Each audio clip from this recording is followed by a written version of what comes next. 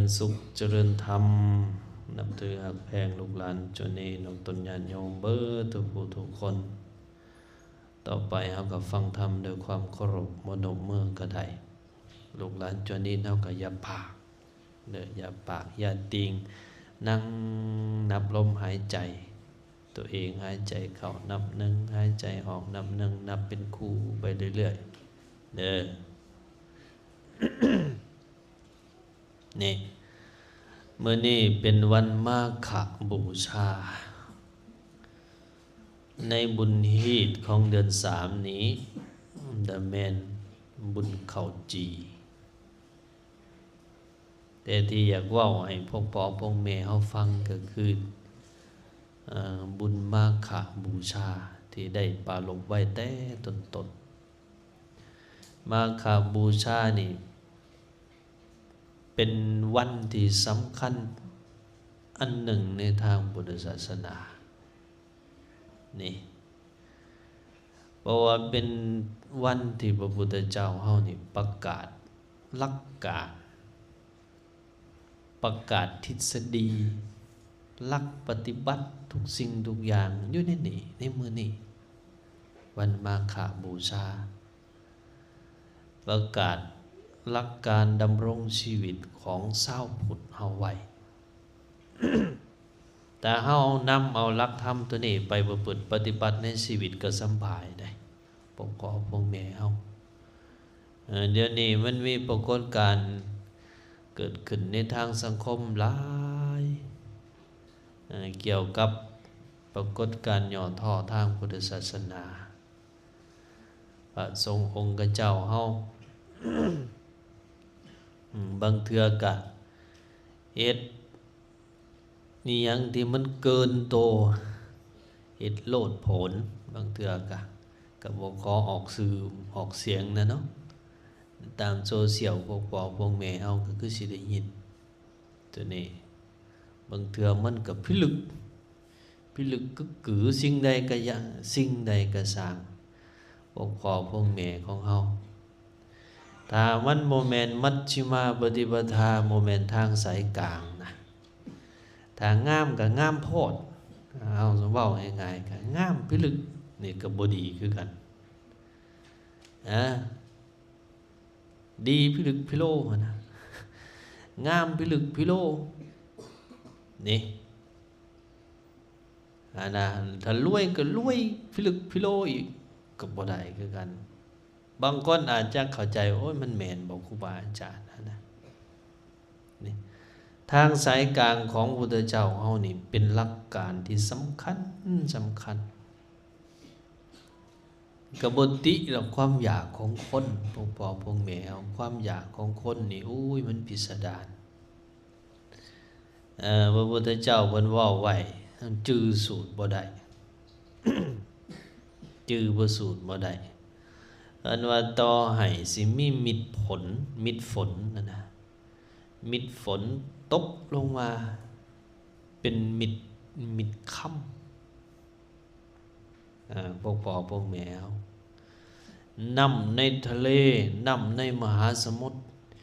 สิกลายเป็นค่ำเป็นเผ็ดเพิ่นว่าเด้กะยังบ่สามารถที่จะเพียงพอตอบสนองต่อตัณหามนุษย์ได้นี่อันนี้แหละนั่นพระรัฐบาลเพิ่นจึงโอ้ยพิจารณาเห็นโลกเฮานี่มันยังขาดเขินอยู่บ่อิ่มบ่เต็มบ่เบื่ออยากได้นี่ก็อยากได้นั่นอยากบ่จบบ่สิ้นแห่งปู่บ่ได้ประพฤติปฏิบัติธรรมบ่ได้จำศีลภาวนาแห่งพิลึกแห่งพิลึกพวกเฮาเจ้าข่อยนี่ก็บ่แม่นว่าบ่ให้บ่อยากดอกแต่ว่าให้เฮาได้มีสติเอาในสิ่งที่ควรเอาตัวใดที่ได้มาด้วยความซื่อสัตย์สุจริตถูกต้องบ่ผิดศีลบ่ผิดธรรมนี่ก็ยังใครผู้บ่ได้ประพฤติปฏิบัติธรรมนี่อุ้ยนักพอหลักก็หลักพอโกงก็โกง นี่ข้อขาก็ขาแท้ๆได้ก็เจ้าได้นี่จังว่า มันมีหลายในสังคมเฮาคุมื้อนี้แต่ว่าถ้าเฮาเอาหลักการที่ปรากฏอยู่ในวันมาฆะนี่พระพุทธเจ้าเพิ่นเว้าไว้ที่เฮาก็ได้สูตรไปแล้วเมื่อกี้นี่ว่าสัพพปาปัจจะอาการนังอันนี้หลักการรวมได้พ่อพ่อแม่เฮาหนึ่งสัพพปาปัจจะอาการนังสองกุศลสูปสัมปทาสามสัจจิตตปริโยทปนังเอตังพุทธานาศาสนังนี่คือหลักการร่วมเพิ่นบอกไว้อันนี้คือหลักการเว้นสัวเฮ็ดดีเฮ็ดจิตของตนให้ผ่องใสอันนี้คือหลักการรวมอีหยังคือสิ่งที่สูงสุดอันเป็นอุดมการณ์ที่เฮาจะต้องเข้าถึงพวกพ่อพวกแม่เฮาเพิ่นก็บอกไว้นิพพานังปรมังวัฏันติพุทธา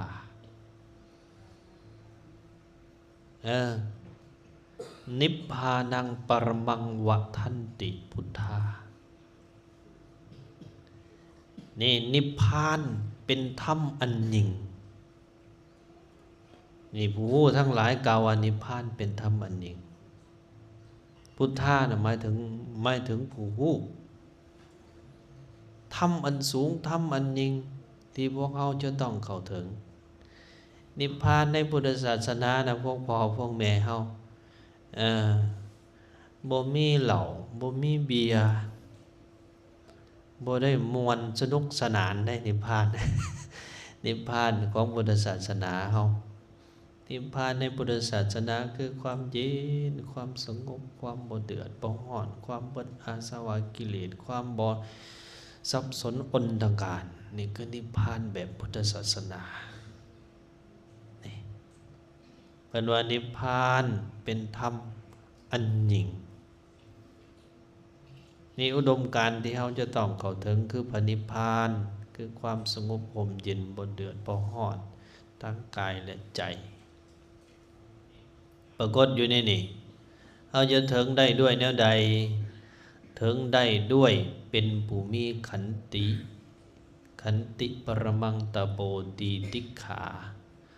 อดทนอดกั้นบ่เว้าห้ายบ่เฮ็ดห้ายนี่เป็นผู้คู่ประมาณในการอยู่การสันการบริโภคอยู่ในสถานที่สงบนี่พวกพ่อพวกแม่เฮาคือกันในเฮือนในศาลกันถึงลูกหลานจะเต็มเฮือนอยู่ก็ซางก็ต้องสอกหาเวลาที่มันสงบแน่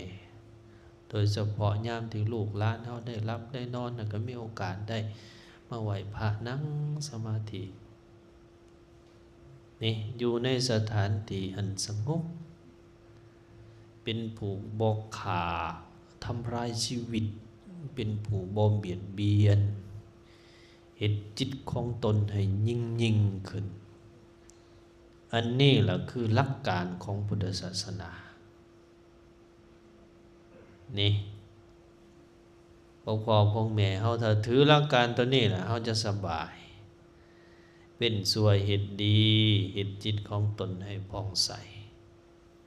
นี่ถือหลักการจำนี่ล่ะง่ายๆแต่ว่าเวลานำไปใช้มันหลาย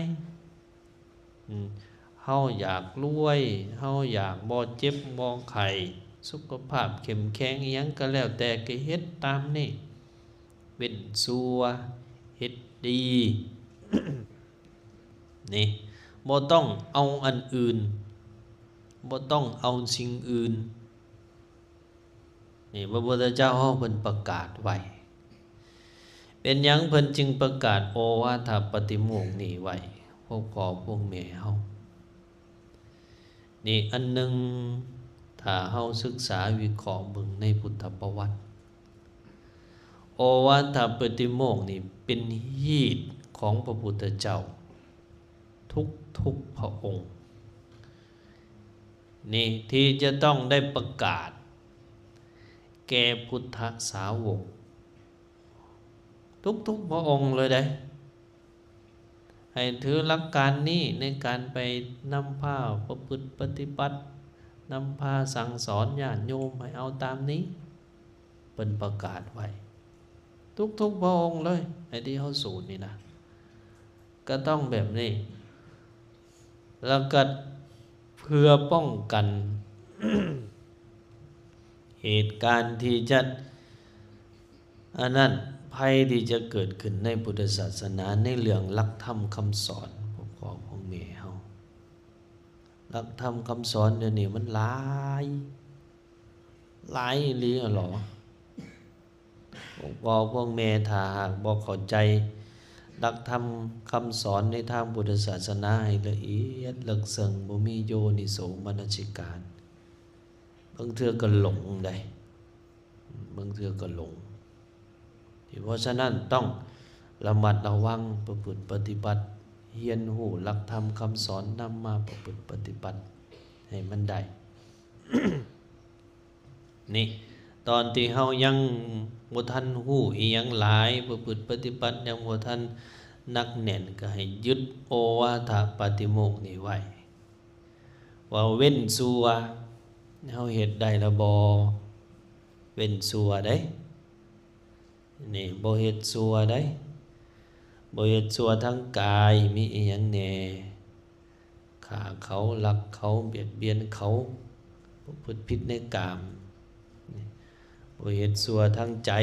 บ่เฮ็ดสัวทางวาจามีอีหยังขี้ตัวนี่เว้าคำหยาบเสียดสีนินทาเว้าบ่มีสาระแก่นสาร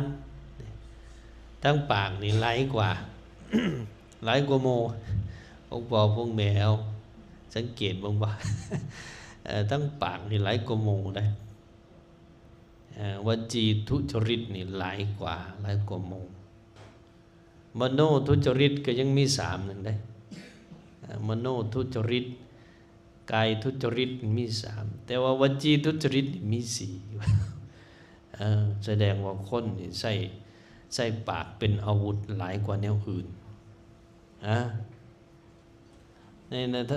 ทางกายนี่ไม่มีอย่างไรก็ไปฆ่าเขาไปหลักเขาไปประพฤติผิดในกามนี่แนวเห็นปากมันแต่ว่าปากนี่หนักก็ต้องระวังถ้าเฮาก็เนาะต้องระวังโดยเฉพาะเฮาอันนั้นไปเว้าให้โมไปคอมเมนต์โมนั่นนี่ทุกสิ่งทุกอย่างอะไรก็ระมัดระวังไว้นี่เว้นสัวเฮ็ดดีก็เฮ็ดบ่ปะบ่ทิ่มของเล็กๆน้อยๆตั้งแต่อยู่ในเรือนในศาลเฮาน่ะปัดกวาดเรือนศาลล้างถ้วยล้างจาน1ข้าว1น้ำเฮ็ดเวียกเฮ็ดงานหน้าที่ของตนสูงขึ้นมารักษาศีล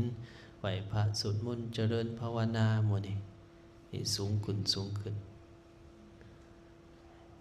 เฮ็ดดีแล้วยังบ่แล้วในพุทธศาสนานี่พวกพ่อพวกแม่เฮาเฮ็ดดีแล้วยังบ่แล้วยังให้ฝึกจิตของตนน่ะผ่องใสขาวสะอาดเพิ่นเปรียบคือกันกับจิตเฮานี่เอาตนญาติโยม คือกันกับแหวน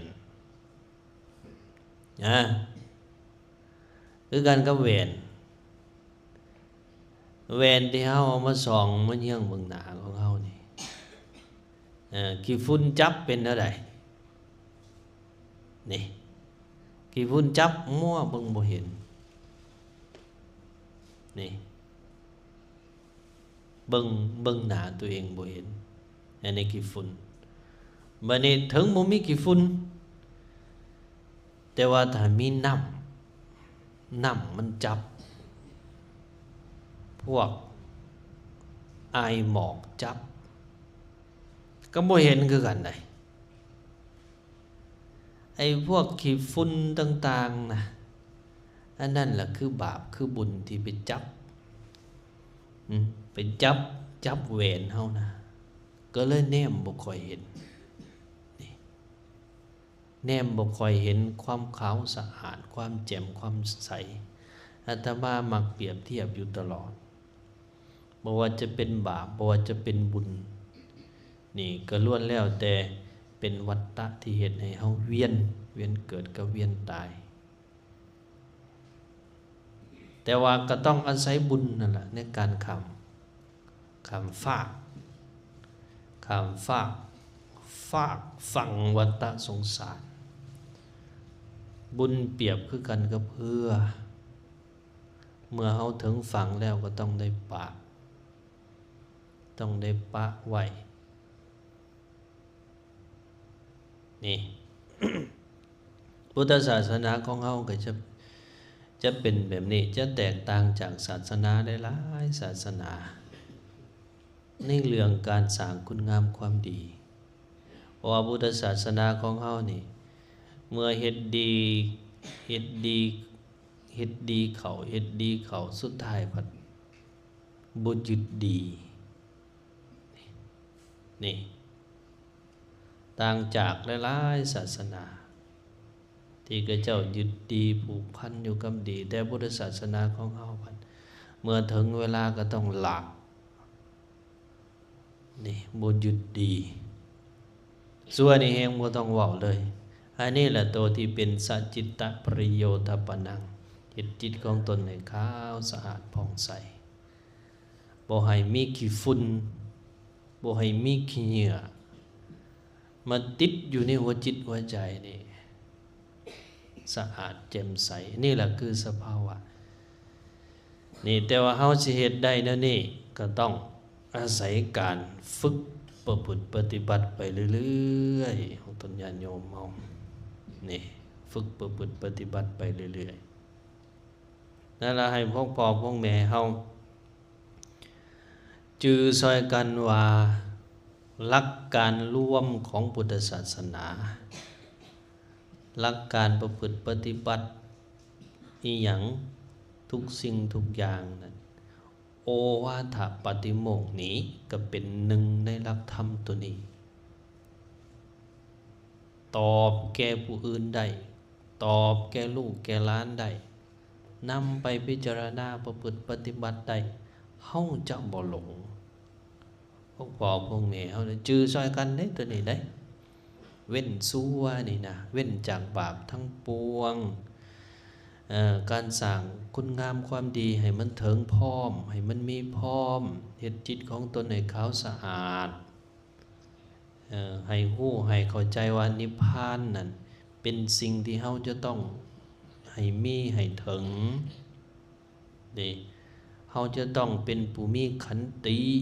อดทนอดกั้นเฮาจะต้องบ่ทำลายชีวิตเฮาจะต้องบ่เบียดเบียนชีวิตเฮาจะต้องหาโอกาสอยู่ในสถานที่สงบนี่เฮาจะต้องฮู้ประมาณในการบริโภคอาหารนี่เฮาจะต้องเฮ็ดจิตของเฮานี่ให้ยิ่งขึ้นจิตของเฮานี่ให้ยิ่งขึ้นนี่อันนี้แหละคือหลักการรวมจิตยิ่งที่สุดก็คือจิตที่มันบ่เศร้าบ่โศกบ่เดือดบ่ร้อนนั่นแหละคือจิตที่ยิ่งใหญ่สุดๆพวกพ่อพวกแม่เฮาอโศกังนี่อยู่ในมงคลสูตรนะจิตที่ยิ่งใหญ่สุดๆแล้วนั่นน่ะบ่เศร้าบ่โศกบ่เดือดบ่ร้อนบ่มีแนวมาผูกมัดบ่มีแนวมัดอีสังอันนั้นแหละคือจิตที่ยิ่งแต่ว่าก็ค่อยๆเฮ็ดไปนี่คือหลักการของพุทธศาสนาฝากไว้ให้พวกพ่อพวกแม่เฮาได้นำไปคิดพิจารณาเด้อในวันมาฆบูชาเนื้อหามันดีเนื้อหาหลักธรรมที่ปรากฏอยู่ในนี้พระพุทธเจ้าเฮาเพิ่นแสดงโดยตรงแล้วก็บ่แม่นแต่พระพุทธเจ้าโคตมะทุกพระองค์ที่ผ่านมาแล้วก็องค์ที่จะต่อไปก็โอวาทปฏิโมกข์ก็จะมีอยู่ตลอดเพราะฉะนั้นพวกพ่อพวกแม่เฮาก็ลองนำไปพิจารณาเบิ่งเด้อเอาละเนาะท้ายที่สุดอาตมาภาพกล่าวสิ่งละอันพละน้อยก็สมควรแก่เวลา ในสุดนี้ก็ขออ้างเอาคุณพระศรีรัตนตรัยคุณศีลคุณธรรมคุณงามความดีทั้งหลายจงมาปกป้องคุ้มครองพวกเฮาทั้งมื้อให้อยู่ดีมีแห่งสุขภาพเข้มแข็งให้ทุกข์ให้โศกให้โรคให้ภัยสมความมุ่งมั่นปรารถนาในสิ่งที่ชอบประกอบด้วยธรรมกันเบิดทุกผู้ทุกคนเด้อ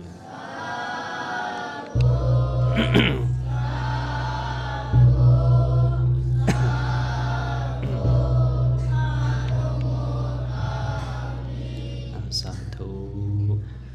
อากาสันธาจะภูมัตถาเทว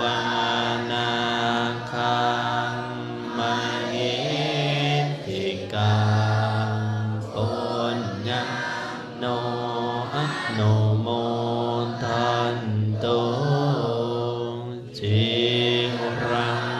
รักขันตุสาสนังอากาสัทธาจะภูมัตถาเทวนาคามหิติกาปุญญโนอะโนโมทันโตจิรังราคันตุปาเนโนอากาสั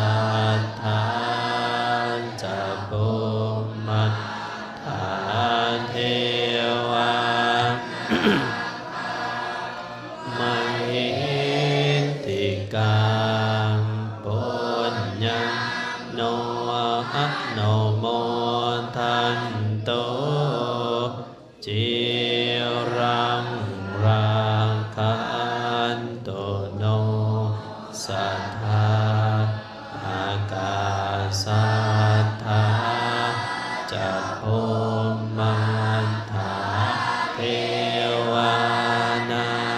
คามหิติกาปุญญโนอะโนโมทันโตโสดหิงคาชันตุเทวตา